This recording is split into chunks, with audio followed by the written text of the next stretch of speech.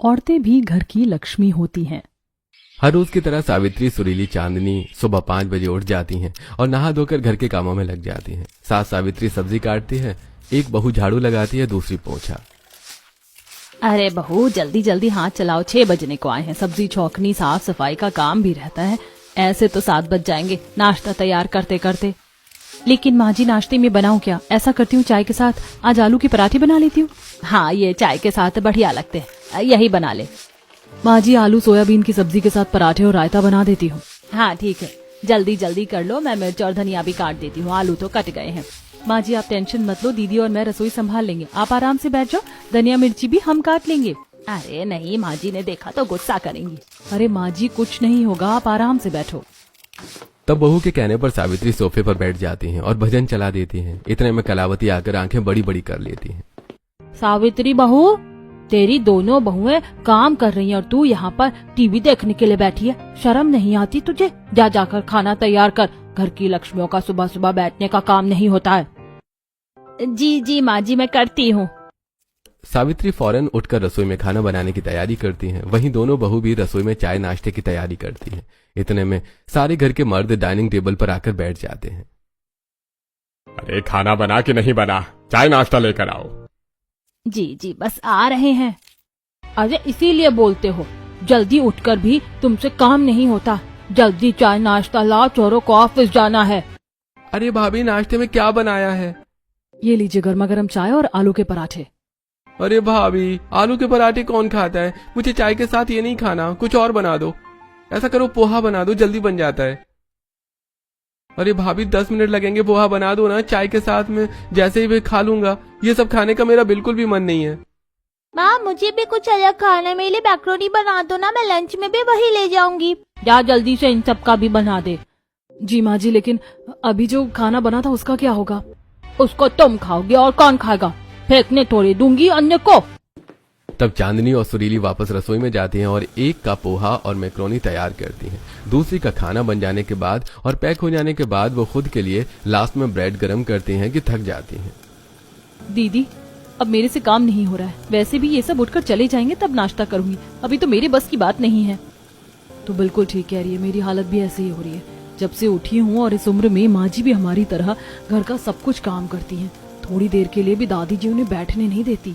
हाँ दीदी, मुझे उनके लिए बहुत बुरा लगता है। बुरा लगने से क्या फर्क पड़ता है, हम तो यही सोचते हैं कि औरतों की जिंदगी है ही क्या, सिर्फ 4 दीवारी। वैसे बोला जाता है कि औरतें घर की लक्ष्मी होती है, लेकिन हमें लक्ष्मी जैसा रखा कहाँ जाता है, हमें तो घर की सफाई वाला बना दिया है। दोबारा नाश्ता बन जाने के बाद दोनों सर्व करती हैं। आहा, ये हुई ना बात। थैंक यू सो मच भाभी, आपने मेरे लिए पोहा बना दिया। वैसे जो भी बोलो, चाय के साथ ही बढ़िया तो लगता है। हाँ हाँ बढ़िया तो है, ऐसा ही खाने का मन करता है, लेकिन पता नहीं क्या बोरिंग सा रख देती हैं। घर के सारे मर्द उठकर अपना अपना काम करते हैं, लेकिन मयंक कभी भी खा रहा होता है और इसी बीच बाकी के सभी लोग खाना खाने के लिए बैठ जाते हैं। तब दादी सास की घूरती आंखें। सुरीली बहू, तुझे किसने बोला नाश्ता करने के लिए? अभी मयंक बैठा है ना खाना खाने को, जब वो उठ जाए तब सारी औरतें खाना खाती हैं। जी माँ जी। सुरीली अपने खाना छोड़ देती है और उठ जाती है। घर के सारे मर्द खाना खाकर चले जाते हैं। तब सारी औरतें खाना खाने बैठती हैं। बाप रे बहुत भूख लगी थी, अच्छा हुआ ये सब लोग ऑफिस चले गए। अरे बहू जरा आम का अचार देना, मैं आलू के पराठे के साथ खाऊंगी। वैसे तुमने बहुत अच्छा अचार बनाया है, थैंक यू। जल्दी खा लो तुम तीनों की तीनों, इसके बाद तुम्हें छत की सफाई करनी है और ऊपर जाले लग रहे हैं वो सब साफ कर देना। जी जी दादी जी हो जाएगा। माँ मैंने नाश्ता कर लिया, मैं कॉलेज जा रही हूँ। नमस्ते दादी। हाँ जा जा। ऐसा कहकर पारुल कॉलेज चली जाती है और फिर दोनों सास बहू छत की सफाई धुलाई के बाद पहली वाली मंजिल के कमरे और कॉरिडोर के जाले निकालने लगती हैं। अरे मोरी मैया मेरी कमर, अपना मेरे से काम नहीं होता, लेकिन करना पड़ेगा, माँ जी का हुक्म है। सुबह से हम घर की औरतें काम कर रही हैं, इतना काम तो धोबी घाट वाला भी नहीं करता होगा। माँ जी हम घर की औरतें भी तो लक्ष्मी होती हैं, फिर भी ये लोग हमें समझते नहीं है। बहू घर की लक्ष्मी तो होती हैं, लेकिन कोई समझता नहीं, बस हमेशा काम काम। कितने ऊपर ऊपर जाले लगे माँ जी, क्या इसके लिए हम घर के नौकरों को नहीं बुला सकते? धीरे बोल, माँ जी ने सुन लिया तो दिक्कत हो जाएगी। उनके लिए घर का काम घर की लक्ष्मियाँ करती हैं, ये नहीं कि घर की औरतें बाहर का कोई नहीं, और उन लोगों के हाथ का खाना तो बिल्कुल नहीं खाएंगी। हाँ ये बात तो है सुरीली, इसीलिए तुम ये सब नाम मत लो। जैसी कलावती उन्हें देखने आती हैं तो तीनों के हाथ जल्दी जल्दी सफाई के लिए चलने लगते हैं। फिर वो चली जाती हैं और 1 घंटे में तीनों यहाँ की सफाई करके अपने अपने कमरे में आराम करती हैं।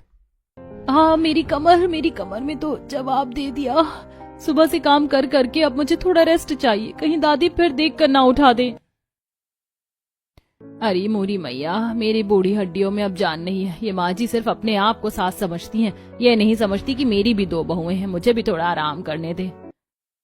हाँ मेरे तो दोनों ही दर्द हो रहे हैं। सुबह 5 बजे के लगे 11 बज चुके हैं। थोड़ी देर बाद लंच का टाइम हो जाएगा। थोड़ा आराम करने के बाद फिर दोपहर का खाना बनाने का समय हो जाता है और तीनों उसी में लग जाती हैं। फिर शाम की चाय, पूजा और फिर रात का खाना। बेचारी 10-15 मिनट आराम करती हैं कि दूसरा काम शुरू हो जाता था। और फिर सबको खाना खिलाने के बाद रसोई साफ करके तब घर की लक्ष्मी सोने को जाती है। अरे राम रे मेरी कमर, अजी थोड़ा आयोडेक्स लगा दो, आराम पड़ जाएगा। सुबह फिर उठकर काम करना है। अरे मैं सो रहा हूँ, बहू से बोल दो। अरे आप तो सो गए हैं, बहुओं को क्या परेशान करूं। वो बेचारी भी तो सुबह से ही मेरी तरह लगी पड़ी है। पता नहीं इस घर की लक्ष्मियों का क्या होगा। सावित्री खुद ही अपने कमर पर बाम लगाकर सो जाती है। वहीं ऐसी हालत दोनों बहू की भी थी। अगले दिन फिर वो 5 बजे उठती हैं और सफाई करके पूजा पाठ करके घर के लोगों के लिए चाय, नाश्ता और टिफिन तैयार करती हैं। मम्मी मैं स्कूल बस आ गई, जल्दी से मैं टिफिन और वाटर बोतल दो। अरे मेरा भी टाइम हो गया है। चांदनी जल्दी से मेरा लंच लेकर आओ। आई बेटा आई, अजी मैं आपका लंच भी ला रही हूँ, बस 1 मिनट। लो दीदी मैंने सुरभि का लंच तैयार कर दिया है, ले लीजिए। तब चांदनी जल्दी से भाग दौड़कर अपने पति और बेटी को खाने का टिफिन देती है। वहीं पारुल भी कॉलेज के लिए तैयार हो जाती है। भाभी मैंने थोड़ा सा नाश्ता कर लिया है, मैं 4 बजे तक जल्दी आ जाऊंगी आज। ठीक है। अरे मेरा टिफिन अभी तक नहीं दिया सुरीली, तुमने क्या करती हो आखिर इतनी देर से रसोई में। तब सुरीली भी मोहन का टिफिन लेकर उसे दे देती है और पारुल भी नाश्ता करके चली जाती है। घर में सिर्फ ससुर और मयंक थे आज। सबने खा लिया पी लिया, सब अपने अपने काम पर चले गए। अरे मयंक आज तुम ऑफिस क्यों नहीं गए? भाभी आज मेरा ऑफिस जाने का बिल्कुल मन नहीं था। क्यों जी, तुम तीनों ऐसा क्या करती रहती हो जो थक जाती हो? उनकी आवाज से पहले जो भी सामान चाहिए होता है ना, उनको दे दिया करो। जी दादी जी ऐसा ही होगा। तीनों सास बहू मिलकर घर का काम खत्म करती हैं। फैली हुई रसोई को समेटती हैं। चांदनी बर्तन साफ करती है। सुरीली ढेर सारे कपड़े धोने लगती है कि दादी सास और दे देती हैं। ये ले बहू अच्छे से मेरी सफेद साड़ी चमका देना, ठीक है? हाँ दादी जी आप निश्चिंत रहिए, मैं आपकी साड़ी अच्छे से साफ कर दूंगी। 12 बजे तक घर की सारी औरतें काम कर करके बैठी रहती हैं। वहीं कलावती कुछ देर अपने कमरे में आराम कर दी कि जेठानी की सहेली शिप्रा आती है। नमस्ते सावित्री आंटी जी और चांदनी, कैसी है तू? बैठो बेटा बैठो। सुरीली बहू जरा शरबत और स्नैक्स लेकर आओ। तब सास की एक आवाज पर सुरीली शरबत और स्नैक्स लेकर आती है। नमस्ते दीदी, ये लीजिए। अरे तुम भी बैठो ना मेरे पास। ये आप सबने अपनी क्या हालत बना रखी है। और सबसे ज्यादा चांदनी तू तो मेरी ही हम उम्र है, लेकिन तेरी शक्ल देखकर ऐसा लग रहा है तू 40 की हो गई है। चेहरे पर कोई रौनक नहीं, झुर्रियां मुहासे दिखाई दे रहे। तू पार्लर जाया कर। अरे कहाँ से जाऊं, घर के कामों से ही हम तीनों को फुर्सत नहीं मिलती। कभी रसोई का काम, कभी कुछ और बच्चों को देखना, इसी में ही टाइम चला जाता है, तो कहाँ से खुद पर ध्यान दे। हाँ दीदी, चांदनी दीदी सही कह रही है, काम से फुर्सत ही नहीं है हमें। मेरे घर की औरतें ही घर की लक्ष्मियां होती हैं। ऐसे उदास चेहरा नहीं होना चाहिए, खिलखिला कर रहना चाहिए।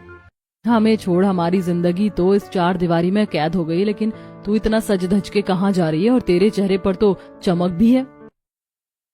अरे मैं कहीं नहीं जा रही थी, तेरे पास ही आ रही थी। ऐसे तो मैं रोज बंठन के ही रहती हूँ, कुछ नया नहीं है। बाकी हर हफ्ते अपने लिए टाइम निकाल कर स्किन केयर करती हूँ। हम औरतों की जिंदगी ऐसी होती कि दूसरों का काम करने में निकल जाती है, लेकिन खुद पर भी तो ध्यान देना होता है। आप सबको भी स्पा जाकर ट्राई करना चाहिए। अरे बेटा 1 मिनट के लिए घर से बाहर निकल गए तो हाल ही इन लोगों का फोन आ जाएगा कि ये चाहिए वो चाहिए, इसीलिए तो हम कहीं जा ही नहीं पाते। और तू स्पा की बात कर रही है। फिर भी आंटी, घर के मर्दों को समझना चाहिए कि घर की औरतें सिर्फ काम के लिए नहीं होती। चांदनी तू भी मेरी तरह किटी पार्टी में आया करना, सब बुलाते हैं तुझे। यार दादी जी बहुत स्ट्रिक्ट है और हमें नहीं लगता हम घर छोड़कर कहीं जा सकते। नहीं हो पाएगा किटी पार्टी का। शिप्रा शरबत पीकर कुछ देर बात करके अपने घर चली जाती है। इतने में चांदनी सुरीली दोपहर का खाना माधव, मयंक और कलावती को परोसती है। अरे ये कैसा खाना बनाया है, नमक कम है। ला चांदनी बहू, नमक दे, मेरे से ऐसे नहीं खाया जाएगा। तुम लोग ठीक से खाना भी नहीं बना सकते। वो दादी जी, मुझे लग रहा था कि नमक ज्यादा हो गया है, इसीलिए फिर दूसरी चम्मच नमक नहीं डाली। ये लीजिए, आप नमक ले लीजिए। भाभी घर पर अनार रखे हुए हैं, अनार का जूस बना देते ना। अरे मयंक, जूस निकालने में बहुत झंझट है और फिर उसके बीज भी निकल जाएंगे। तुम अनार खा लो ना, फायदा करेगा। नहीं भाभी, मुझे तो अनार का जूस ही पीना है, आप जूस ही निकाल देना। मुझे नहीं लगता कभी हम लोगों को आराम करने का मौका मिलेगा। अरे 2 फुलके और दे दीजिए। माधव 2 रोटी खाकर उठ जाता है और फिर औरतें भी खाना खा लेती हैं। इतने में कॉलेज से पारुल आ जाती है। तब पारुल, सच में बहुत सारे असाइनमेंट बनाने पड़ गए और घर पर भी असाइनमेंट बनाना है। पता नहीं असाइनमेंट का टाटा कब खत्म होगा। ओए, तू आ गई कॉलेज से? चल जा, तू मेरे लिए जाकर अनार का जूस निकाल।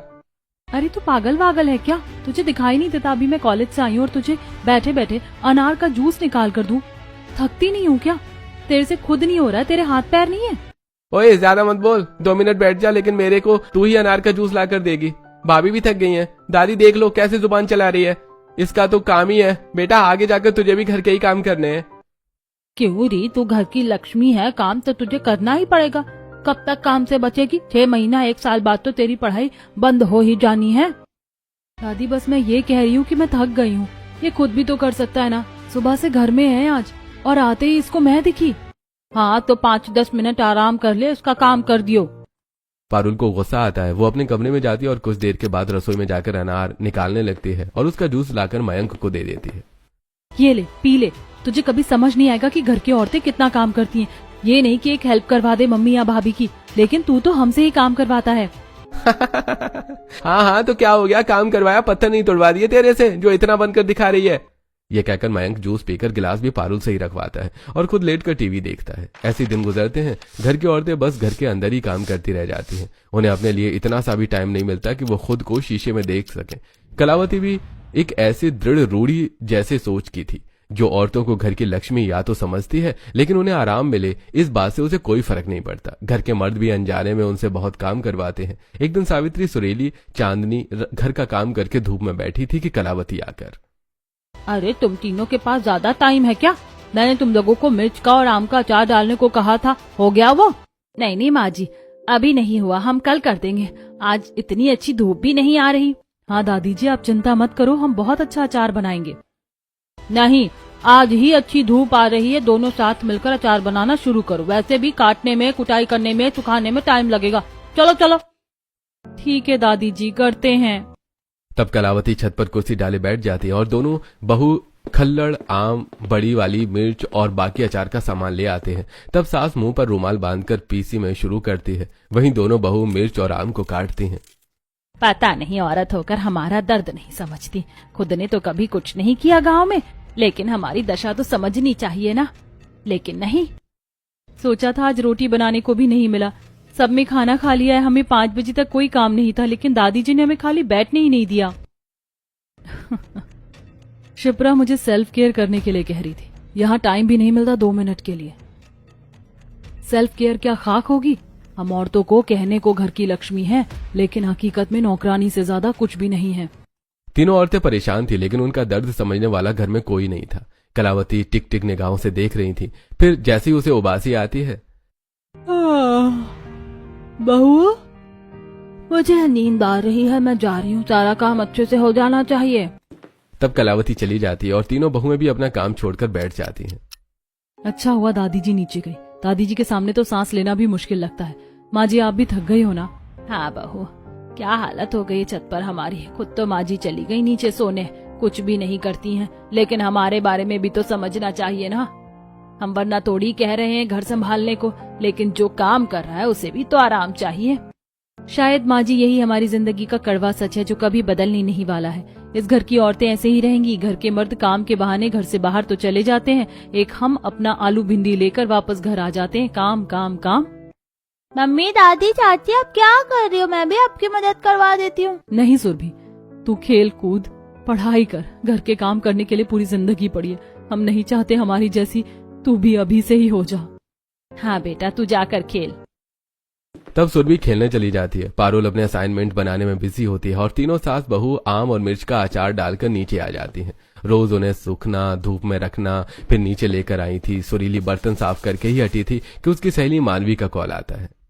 और बहन, तू कैसी है? मुझे तो कॉल करती नहीं, पता नहीं शादी के बाद क्या ही हो गया है। फोन वगैरह भी नहीं करती, ना फोन उठाती है। अरे यार क्या करूं, घर का काम खत्म ही नहीं होता कि इतनी भी फुर्सत मिले कॉल कर लूं या उठा लूं। ऐसा लगता है घर में ही जिंदगी सीमित होकर रह गई है। यार अगर तुझे घर का काम अकेले नहीं हो रहा तो तू बोला करना, कोई हेल्प नहीं करवाता क्या? सारा काम तू क्यों करती है? अपनी सास को बोल दे। अरे यार मैं अपनी सास को क्या बोलूं, मेरी सास तो खुद बेचारी परेशान है। दादी सास की वजह से उन्होंने हम तीनों की लंका लगा रखी है। हम थोड़ा सा खाली क्या हो जाते, इधर उधर काम करते हैं, फिर हमारे पति लोग काम बता देते हैं। तुझे क्या बोलूं, मेरे तो खुद समझ नहीं आ रहा। ना तो तू किटी पार्टी में आती है, ना तो मीनाक्षी के बर्थडे में आई, ना सरिता की शादी में। हम सब तुझे बुलाते रह गए, तूने अपनी क्या शादी कर ली, हम सबको भूल ही गई है। यार तुम लोगों की तरह मस्ती करने का मेरा भी मन करता है और सबकी याद भी आती है, लेकिन क्या करूं, नहीं आ पाती। तू कैसी है? मैं तो ठीक हूँ यार, मेरी भी शादी हुई है, लेकिन तेरे जैसी हेडेक मैंने नहीं पाली। ऐसे ही दोनों सहेली आधे घंटे तक फोन पर बात करती हैं। इतने में दादी सास की आवाज आती है और सुरीली फिर से रसोई में सब्जी काटने को पहुंच जाती है। बहुत ज्यादा सब्जी मत काट, बस पकौड़े के लायक काटना है। रात को सब कढ़ी चावल और पकौड़े खाएंगे और जो अचार था वो भी परोस देना। जी माँ जी। रात को सब लोग टाइम पर डिनर करके सो जाते हैं और तीनों औरतें भी रसोई साफ करके मुस्कुरा रही होती हैं। माँ जी आज शनिवार को तो हमने 11:30 बजे ही रसोई साफ कर दी, वरना रोज 12:30 बज जाते थे। अब हम जाकर सो जाते हैं और सुबह भी लेट उठेंगे। कल सबकी छुट्टी है, किसी का खाना जल्दी नहीं बनाना, आराम से 10 बजे तक बनाएंगे। हाँ बहू, मुझे भी इसी बात की खुशी है। मैं भी बच गई ना, मुझे इनका टिफिन पैक करना है, ना ही सुरभि का। चलो चलो सब सोने चलते हैं। तीनों रसोई की लाइट बंद कर करके अपने अपने कमरे में सोने चली जाती हैं। लेकिन अगली सुबह 6 बजे कलावती जग जाती है, लेकिन घर के सारे मर्द सोए हुए थे। वाह क्या हुआ माँ जी, आपने हमें आज इतनी जल्दी क्यों उठा दिया? अभी तो ये भी सो रहे हैं। हाँ तो इनको सोने दे, लेकिन ये लोग अभी उठ भी जाएंगे, इनको भूख लगेगी, छुट्टी है, खाना तैयार कर और अपनी बहू को भी बोल दे। माँ जी आज थोड़ा लेट नहीं हो सकता क्या? कैसे लेट होगा, मुझे भी भूख लग रही है। आधे घंटे में सब लोग उठ जाएंगे, उन्हें भी खाना चाहिए, तो तैयार रखो ना तुम लोग। जी माँ जी। ये सुनकर सावित्री अपनी दोनों बहू को उठाकर रसोई में बुला लेती है। नहाने धोने, सफाई और पूजा पाठ के बाद तीनों रसोई में खाना बना रही होती हैं कि माधव, मोहन, मयंक, कबीर सब जाग जाते हैं। टीवी चलाकर बैठ जाते हैं। अरे चांदनी आज तो हमारी छुट्टी है, कुछ अच्छा सा खाना बना देना। भाभी मैं तो बोल रहा हूँ पैनकेक या सूजी उत्पम बना दो। अरे मेरे से ये सब नहीं खाया जाएगा बहुओं, तो मेरे लिए नाश्ते में ब्रेड रोल बना दो। मम्मी चाची आज मेरी भी छुट्टी, मैं भी अपनी मनपसंद का खाऊंगी, मुझे डोसा केक चाहिए।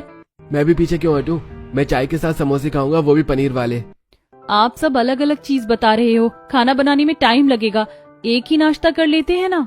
अरे सुरीली आज हम सबकी छुट्टी है हम थोड़ा इंतजार कर लेंगे, लेकिन खाएंगे अपनी मनपसंद का हाँ सुरीली, अपनी जिठानी को भी कह देना मेरे लिए दोपहर के खाने में भटूरे और अभी सैंडविच बना दे। जी भाई साहब। अब सुन लिया ना तूने? और छोरी तू यहाँ क्यों बैठी है, जा जाकर अपने मम्मी और भाभी की मदद कर। जी दादी, इस घर में तो लड़कियों की छुट्टी की कोई अहमियत ही नहीं है, सिर्फ मर्दों की ही छुट्टी है।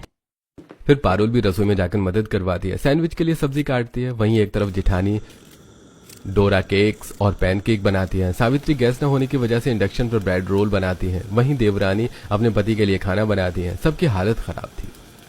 सच में अब समझ आ रहा है औरतों की कोई जिंदगी नहीं होती। शादी से पहले जिस तरह से रहना चाहे रह लो, शादी के बाद कुछ नहीं मिलता। गलत है भाभी, मेरी तो शादी भी नहीं हुई है, मैं तो अभी से ही टॉर्चर हो रही हूँ और मुझे दूसरे के घर जाकर भी यही सब करना है। एक तरफ सब लोग बोलते हैं घर औरतें घर की लक्ष्मी होती हैं, इन्हें पूजा करो, और यहाँ ये ऐसे करते हैं। हम लोगों के साथ एक बार भी नहीं सोचते कि हमें भी थकान होती है, कोई मशीन नहीं है। वही तो सोचा था कि आज हम भी आराम से उठेंगे, खाना बनाएंगे, लेकिन यहाँ तो और डबल छुट्टी के नाम पर सब अलग अलग अपना खाना मांग रहे हैं। अब दोपहर में कुछ और रात को भी कुछ और बनेगा। इस दुनिया में सिर्फ मर्दों की छुट्टी होती है, औरतें तो बेचारी रसोई में ही घिसी रह जाती हैं। हमारी छुट्टी का क्या? बेटा चाहे रोकर काम कर लो या मुस्कुराकर काम तो करना ही पड़ेगा। तब चारों मिलकर नाश्ता बना लेती हैं, जिसे खाकर घर वाले खुश हो जाते हैं। वाह भाई वाह, मजा आ गया, बढ़िया नाश्ता हो गया। अब आराम से सोऊंगा, दोपहर का खाना भी अच्छा बना लेना। आज तो छुट्टी है, मैं दोस्तों के साथ क्रिकेट खेलने जा रहा हूँ। और मैं दोस्त से मिलने जा रहा हूँ। दोपहर में बढ़िया बढ़िया खाना बनाकर रखना और फोन करके बुला लेना। राजमा चावल यार जरूर बनाना। जी माँ जी, मेरी छुट्टी, भाभी मैं काम कर चुकी हूँ, पास्ता बना लेना। और भाभी मैं टिक्की नहीं खाऊंगा, शाम को पकौड़े बना देना, मौसम अच्छा हो रखा है। एक एक करके घर के सभी लोग फरमाइशों की लाइन लगा देते हैं, लेकिन बेचारी औरतों पर इसका क्या असर हो रहा है इसके बारे में कोई नहीं सोचता। बस फिर अलग अलग ढेर सारे बर्तनों से सिंक भर चुकी थी। दो बहू मिलकर तो बर्तन साफ कर रही थी, सास स्लैब साफ कर रही थी, पारुल आराम से सोती है, सुरभि भी उसी के पास होती है। एक एक करके कोई अपने दोस्त के घर जाता है, कोई क्रिकेट खेलने, और 2 मिनट का भी बिना आराम लिए तीनों मिलकर दोपहर का खाना तैयार करती हैं। तीनों इतनी थक गई थी कि दीवार का सहारा ले लेकर खाना बना रही थी। ये जिंदगी भी कोई जिंदगी है। माँ जी, आपकी तबीयत मुझे ठीक नहीं लग रही, आप आराम करो दीदी, मैं संभाल लेंगे। वैसे भी आधे से ज्यादा खाना बन चुका है। माँ जी, आप दादी आएंगी तो हम बोल देंगे आप खाना बनाकर चली गई। आपका सर दर्द है। सर दर्द तो बहुत सच में हो रहा है, बस बताया नहीं, इसीलिए तो हम आपको आराम करने के लिए कह रहे हैं। आराम कर लीजिए, खाना भी हम आपका वहीं ले आएंगे। फिर सावित्री अपने कमरे में आराम करने चली जाती हैं। मोहन और माधव, सुरभि मोबाइल टीवी चलाकर मजे करते हैं। थोड़ा खाना बनाकर बहुएं भी टीवी देखने आती हैं, लेकिन उन्हें टीवी देखने का मौका ही नहीं मिलता। संडे का दिन देवरानी जेठानी का पसीने में भी गैस के सामने रसोई में खाना बनाते बनाते और घर के लोगों को परोसते हुए निकल जाता है। इस तरह घर की औरतों की रेल बन चुकी थी। किसी को चक्कर आए या दर्द हो रहा हो तब भी वो काम करती रहती हैं। देखते ही देखते नवरात्रों का दिन आ जाता है। तीनों सास बहू मार्केट जाकर दुर्गा माता की चौकी और श्रृंगार का सामान घर ले आती हैं। तभी कलावती, इसमें घुग्गुर, कपूर, लौंग, देसी घी का डब्बा कुछ नहीं है, तो तुम तीनों बाजार करने क्या गई थी? मच्छर मारने? माला और माता की तस्वीर से काम चल जाएगा और नारियल से, और फिर तुम घर की लक्ष्मी बनती हो। काम तुमसे एक नहीं होता। सावित्री, तू तो उनकी सास है, तुझे भी याद नहीं था? दादी आप कुछ मत बोलिए, हमने ही माँ जी से कहा था कि सारा सामान पूरा हो गया है तो घर आ गए। जा अब सुरीली सामान लेकर आओ, और तुम दोनों माता की चौकी लगाने की शुरुआत करो। कल से पूजा समय पर हो जानी चाहिए। जी माँ जी। तब छोटी बहू बाजार से बाकी का सामान लेने चली जाती है और सास बहू मंदिर की सफाई करके माता की चौकी लगाते हैं, फूल माला से सजाते हैं, जोत बत्ती जलाते हैं। इतने में घर के बाकी लोग भी आ जाते हैं और सुरीली भी और पूरी निष्ठा से माता की आरती शुरू करती है। अम्बे तू है जगदम्बे काली, जय दुर्गे खप्पर वाली, तेरे ही गुण गाए भारती ओ मैया, हम सब उतारे तेरी आरती। 100 सिंगों सी तू बलशाली, अष्टे भुजाओं वाली, दुष्टों को तू ही ललकारती, ओ मैया हम सब उतारे तेरी आरती। तभी चांदनी शंख बजाती है। जयकारा शेरावाली दा बोल, साचे दरबार की जय। पूजा हो गई है, फटाफट तुम नाश्ता लगा दो, लंच भी दे दो और सुरभि को भी स्कूल भेजो। जी बस अभी भेजती हूँ। मम्मी आज 2 चोटी कर दो, स्कूल के लिए लेट हो जाएगा वरना। आई बेटा। मोहन जी मुझे चूड़ियाँ चाहिए थी, आप शाम को लेकर आ जाते, और कबीर जी आप मेरे लिए झुमके ले आते। हमें तो घर से बाहर जाने का टाइम ही नहीं मिलने वाला कि बाजार से कुछ खरीद लें। अरे हम दोनों सीधा ऑफिस से घर आएंगे, हमारे पास खुद टाइम नहीं है तो कैसे लाएं? जाओ जो मंगाया है पहले वो ला दो। बस फिर सास बहू तीनों रसोई में लग जाती हैं। कोई फाइल देता है, कोई टिफिन देता है। चांदनी बेटी की चोटी बनाकर पति को लंच देती है और फिर भागा दौड़ी में सारे काम खत्म हो जाते हैं। तीनों बेटे ऑफिस चले जाते हैं। फिर रसोई साफ करके तीनों बैठ जाती हैं। माँ जी, जेठानी जी, आज से हमारी भाग दौड़ नहीं, परीक्षा शुरू होगी। 9 दिन का उपवास प्लस घर का डबल काम और नो आराम। तो इस बात पर कैसे मुस्कुरा रही है सुरीली बहू? हम दोनों की टाई टाई फिश हो गई है। वो तो होनी ही है माँ जी। सब्जी के कितने छिलके जमीन पर पड़े हैं, दिखाई नहीं देता? इसे साफ करो। और सावित्री, तुझे मैंने 2 साड़ी रखवाई थी, संदूक में से निकाल कर दे। आई माँ जी। फिर से काम पर लग जाती हैं। ऐसे ही नवरात्रि के 3-4 दिन गुजर जाते हैं। रोज सुबह शाम पूजा होती है। इसी बीच औरतें उपवास में थकान चक्कर खाकर घर का काम भी करती हैं और सिर्फ रात को फल खाकर रह जाती हैं। वहीं घर के मर्दों को इस बात से कोई फर्क नहीं पड़ता कि उनके घर की लेडी से कितना परेशान है।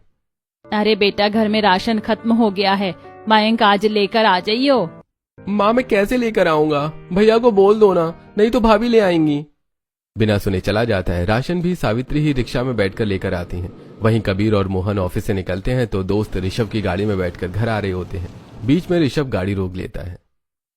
अरे भाई जरा ये गजरा, ये चूड़ियां और वो झुमके दे दीजिए। क्या ऋषभ भाई, तुमने भी गाड़ी बीच रास्ते में इस चीज के लिए रोकी है, पर क्यों? ताकि मैं अपनी बीवी को खुश रख सकूं। वो बेचारी 9 दिन के लिए उपवास में है, घर का काम भी करती है। घर में उसे ये सब चीज दे दूंगा, उसके चेहरे पर मुस्कुराहट आएगी। जैसे हमें अपने काम के बाद बॉस से तारीफ चाहिए होती है, ऐसी उन्हें भी चाहिए होती है। बस हमारे घर की औरतें जो लक्ष्मी होती हैं वो कुछ कहती नहीं है, पर समझना हमारा फर्ज है। मोहन, इस तरह से तो हमने कभी सोचा ही नहीं। बेचारी उस दिन भी हमसे कुछ ऐसा ही मांग रही थी, लेकिन हमने मना कर दिया। हाँ भैया, लेकिन हम भी तो व्यस्त है ना। मैंने सामान ले लिया, चलो गाड़ी में बैठ जाओ। ऐसी नवरात्रि का 8वां दिन आ जाता है। घर की महिलाएं उनको चटपटा खाना बनाकर खिला देती हैं और खुद छत पर बैठी होती हैं। माँ जी, यहाँ मन को कितना सुकून मिल रहा है ना। इतनी थकावट के बाद हम अब कुछ खा रहे हैं, हवा भी अच्छी चल रही है।